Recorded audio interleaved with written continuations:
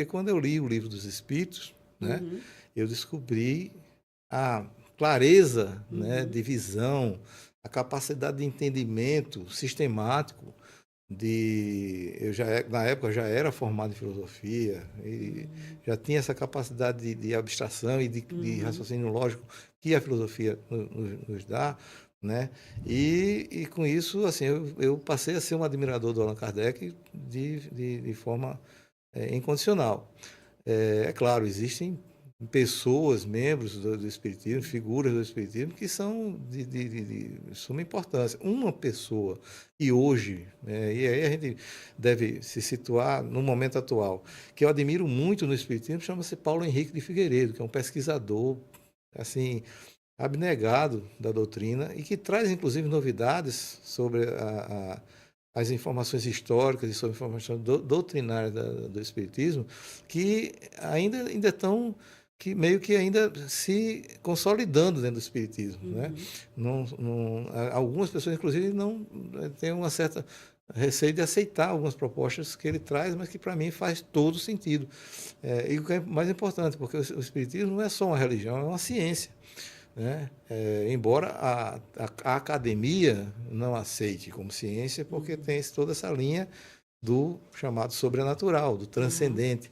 Mas, é, mas a gente tem que entender, inclusive historicamente, né, nos anos de Allan Kardec, existia uma corrente filosófica, científica, de espiritualistas racionais, pessoas que tinham esse pensamento científico e filosófico, mas que acreditavam na espiritualidade, né? uhum. Que hoje, ao longo dos anos, né, o materialismo passou a tomar conta. Tomar conta, total. Né? Então, é essa questão que hoje, inclusive, vislumbro algo muito promissor no sentido da ciência começar a quebrar um pouco essas cadeias, né, de pensamento materialista, puramente materialista, entendeu? Uhum.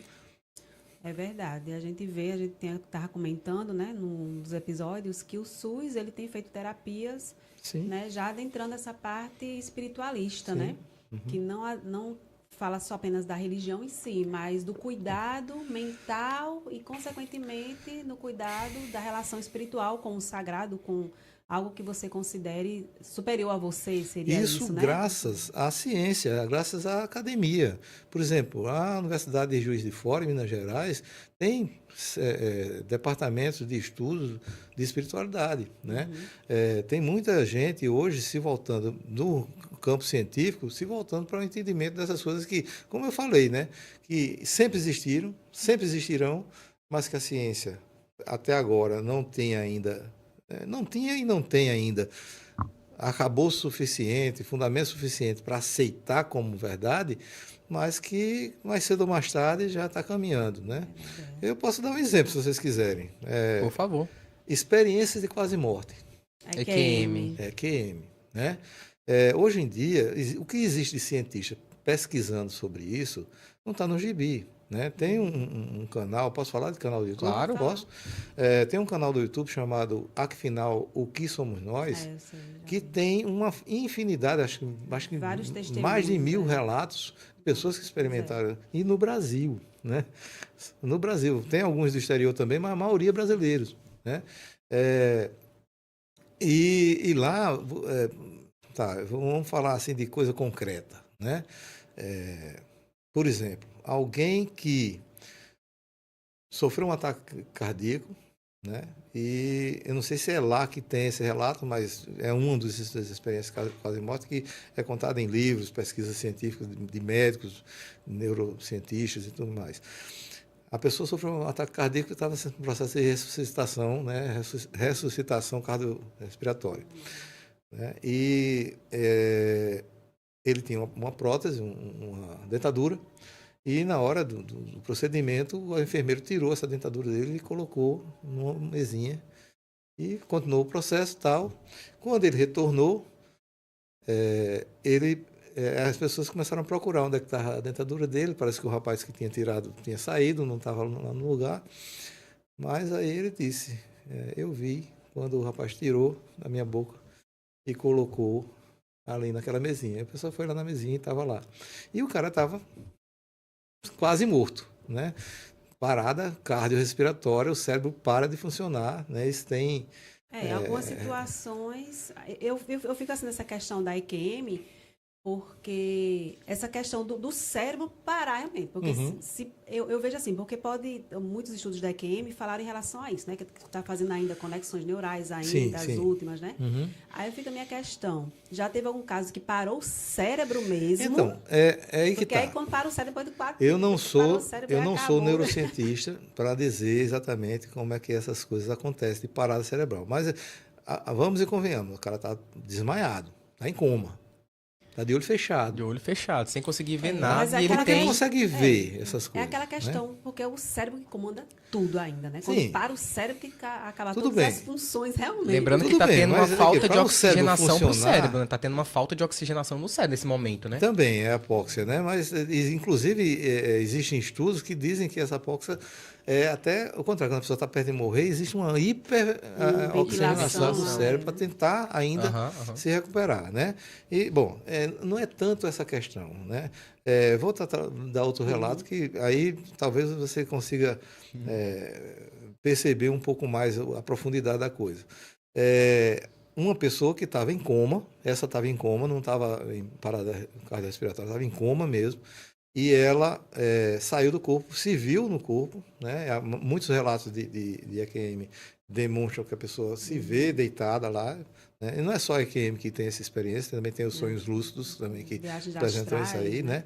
Mas ela saiu flutuando pelo hospital, saiu do hospital, estava no quinto andar do hospital, e ficou como um drone olhando para o hospital.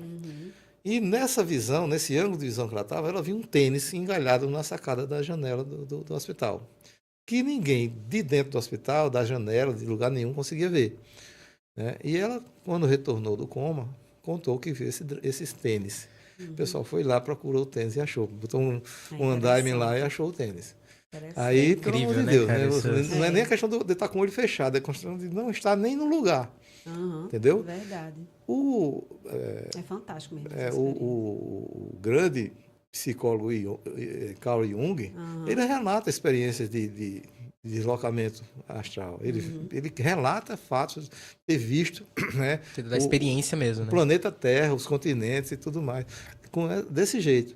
Né? Então, o que é que a ciência hoje está se deparando? Isso é uma questão que a neurociência está se deparando. É a questão mente-cérebro. Do ponto de vista materialista, o criador da mente é o cérebro. O cérebro é a origem da mente. São as conexões neuronais, as sinapses que fazem você existir, você pensar, você sentir, você estar consciente, né? Mas hoje, diante desses relatos, dessas demonstrações, muitos cientistas já dizem, não, pelo que parece, o cérebro é apenas um interface da mente.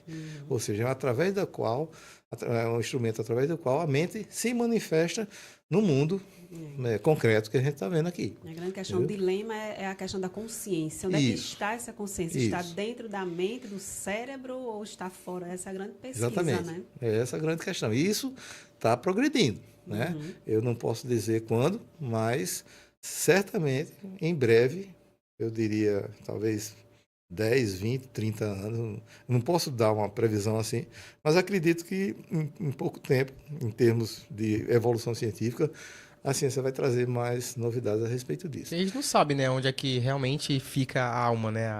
O espírito, perispírito tem isso, né? Porque, na verdade, do ponto de vista acadêmico, científico, Eles tradicional, materialista, nem existe. Nem existe, né? Eles não existe consideram, alma, né? O que se fala de alma é apenas o lado... É o lado espiritual das pessoas. É mais questão da fé, né? Porque é o que não tem como palpável, assim, como fazer, né, estudos. Na verdade, a parte espiritual que a ciência tradicional materialista acredita é aquela que diz respeito àquilo de algo maior, de ascensão a algo maior. Por exemplo, a poesia, a moral, as práticas, como é que se diz, humanitárias, né? Tudo aquilo que não é assim, concreto, palpável, mas que faz parte da natureza humana, é considerado espírito. Mas só que isso, para o materialismo, não é algo transcendente, não é algo que ultrapassa, que na hora que o corpo acaba, aquilo ali acaba também na pessoa. O máximo que pode acontecer é a lembrança que essa pessoa deixa para os demais que continuam vivos, né? E hoje a ciência já está começando a descobrir que é possível que depois da morte do corpo físico continue existindo aquela consciência, aquela pessoa, aquela mente, né? Continue existindo, né? Então, o espiritismo já acreditava nisso há muito tempo. Né? E os racionalistas, os espiritualistas racionais, como eu falei, que era uma corrente científica e filosófica da época de Kardec, acreditavam também.